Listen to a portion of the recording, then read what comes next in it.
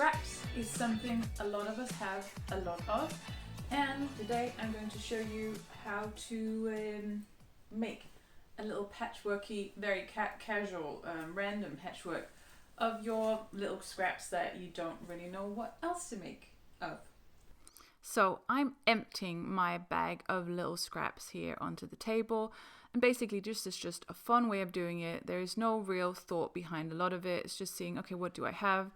And of course, this could have been really, really good to actually iron first. So you made sure that you had some nice and flat pieces of fabric.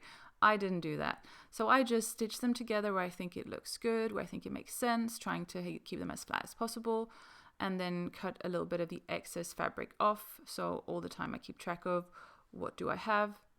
Yeah, what's that? That looks great, folding it out. And then putting on some more, just seeing, okay, I'm actually choosing some rather large pieces of fabric. Again, putting on that little bit extra, stitching that on, seeing how that looks. And if you iron them in between all of these, that would be so good. I'm going to do that next time maybe. Yeah, I think I am. And at this point, I actually didn't really have a plan with what I was going to make. I was just making it up as I went along, just seeing where this would take me. And it ended up being quite cool. And yeah, just trying to find some different pieces along the way.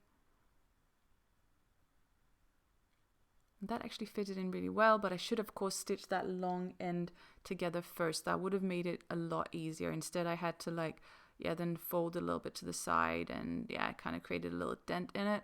So yeah, it was a learning curve, and I know I'm gonna make some long straight lines next time, or at least some kind of even lines to sew together, even pieces. That would make it a lot easier. But it looks cool and gives it a little bit more personality. I think that it's not just straight and perfect. And taking a little bit of a big piece here towards the end. Maybe I got a little bit impatient, so I thought, I'm going to just get a big piece now and see how big I can get that front piece now.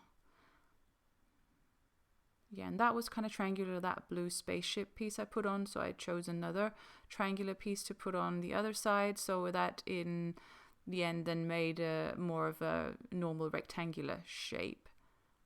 And see, now we're getting somewhere with that big piece, definitely. And I'm just still looking at the scraps all the time. Of course, I could have looked at that first to see and to try to make a plan. Then you can kind of see which ones are straight, which ones have an angle to them, and how do they fit together. If you have space enough to put them all out like that, that could be a really good way of doing it to make sure it looks really good.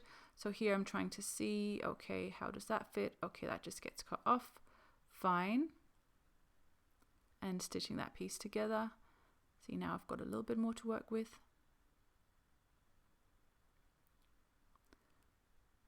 And that's from the back. You can see what it looks like with all the raw edges and the seams and the front. So if that's one side, then of course then knew I needed another one. Just cutting off some threads there. Yes.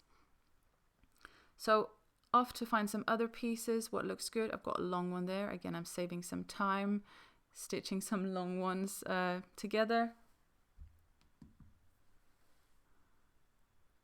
That looks good. What else can I use? Okay, I'm taking that one as well. So you can make these with little tiny pieces of scrap fabric as well, which looks awesome.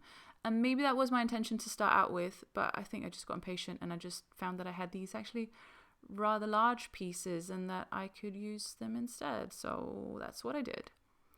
And what else can I put together? Yes, I love those little pieces of the bandana dress that I made earlier. So I'm glad that I saved them to use them for something else. So now we are soon at the point where there are two pieces of patchwork fabric. So one piece there, and the other one goes on top. And of course they don't align perfectly because they're just made kind of randomly.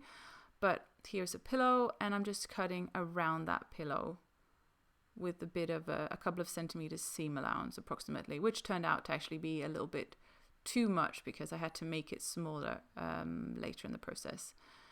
So that's how I work, and finding a zipper. And I didn't have a zipper that was the right length, so I found one that was longer and thought, okay, that's just going to work out. So I put the zipper on front of the zipper towards the front of the fabric and stitching that on along the edge. And of course you could use a zigzag stitch or a serger here along the sides just to make sure that that the edges are nice and they don't fray. I get a little bit lazy when I'm making when I'm making pillows, because everything gets covered up inside, so it doesn't really matter in the same way. But yeah, you could spend some time doing that, and then you know that it's finished off really, really nicely inside of your pillow, and there's also a satisfaction in that. So the zipper is on now, and now it's just about closing the pillow. So I'm just opening the zipper, because if I close the pillow up by sewing it and have the zipper closed as well, then it's going to be really hard to get inside of the pillow to turn it out to front. Not impossible, but it's just difficult. So all the way down the sides and making a turn all the way along the bottom. And then the fun bit comes here when we get to the part with the zipper where it's a bit longer. And I'm actually being really lazy here. I'm just being careful with my teeth from the machine. The zipper teeth and the needle from the machine. But I'm just sewing over it and then not cutting it off, just keeping it there because it's inside the pillow. It's fine. And that's it. That's the pillow turned out to front, putting the pillowcase turned out to front, now putting the pillow inside it. And I feel like it's a little bit too roomy. It doesn't get the pillow doesn't like fill it properly. So I take the pillow out again, and basically I make it a little bit smaller, and I just do that by stitching down one side and the bottom, and that's fine because then it gets a little bit smaller. I don't have to sew on all four sides. I can just do one side and then the bottom. Then that will still make the whole pillowcase smaller. So that's really quick to do. And try to, it's time to turn it outside again, out to front. Oh yeah, just need to stitch the last thing up. Time to turn it out to front. And the pillow goes in, and now it's perfect. Now it fits. Now it has that look how I want it to look. It's not too roomy, the pillowcase. Beautiful. Here it is.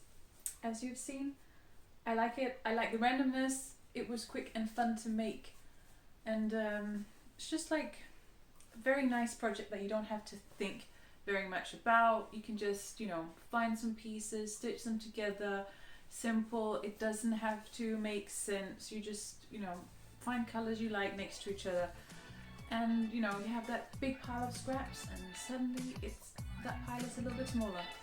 So a really great project. Thanks for watching.